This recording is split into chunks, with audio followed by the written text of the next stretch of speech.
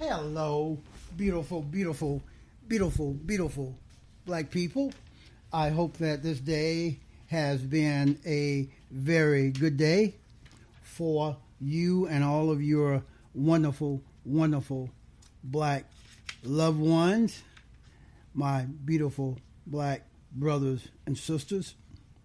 Do you know that at the very birth of this plantation called America in 1773, dressed up like Mohawk Indians as they carried on the Boston Tea Party?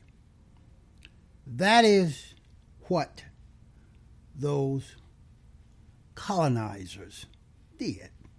They dressed up like Mohawk Indians in 1773, dressed up like Mohawk Indians as they carried out the Boston Tea Party, dumping tea from British ships into the Boston harbor. They wanted the British Army to retaliate against the Mohawk Indians for the crime that the racist white colonizers committed. Nobody was fooled by that false flag ploy. But over time, Americans got much better at it. The USS Maine, M-A-I-N-E, bombing in 1898 allowed the U.S. to steal Cuba from Spain. The Gulf of Tonkin, Tonkin, is called the Gulf of Tonkin Incident, allowed the U.S. white folks to enter the Vietnam War to gain control of that region, its resources, and its cheap labor. Israel, remember? Israel bombed the U.S. Navy ship USS Liberty in 1967 in a failed attempt to draw the U.S. into a war with Egypt. The Lavon, Lavon, operation was a series of Arab terrorist attacks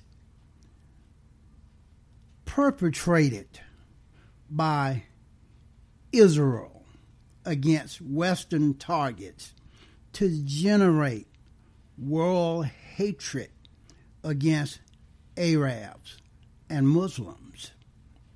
A series of post 9/11 terrorist attacks appear to have also been a series of false flags designed to keep the citizens in perpetual fear and confusion. These things include Connecticut Sandy Hook Elementary School shooting, 2012, the Boston Marathon bombing, 2013, the Charlie Hebdo shooting in France, 2015, the Orlando Pulse nightclub shooting in Florida, 2016, and several other staged events that took place under very suspicious circumstances. How much money do these operations generate for the complacent and complicit head in the sand white folks in America? September 11th may have cost an estimated $178 billion in physical damage and lost economic activity, but it sparked the American war against Iraq, a country that was sitting on what was then the world's third largest proven oil reserves. That's 200 to 300 million barrels of light crude worth as much as $30 trillion. By comparison, all the land in America is valued at $23 trillion. September 11th also set an irreversible precedent by investing a reported $6 trillion in an alleged global war on terrorism. The U.S. government has created new enemies, and under that banner, this plantation called America hath authorized itself to invade any other country that its suspects harbors terrorists, and that coincidentally has the oil and minerals it covets.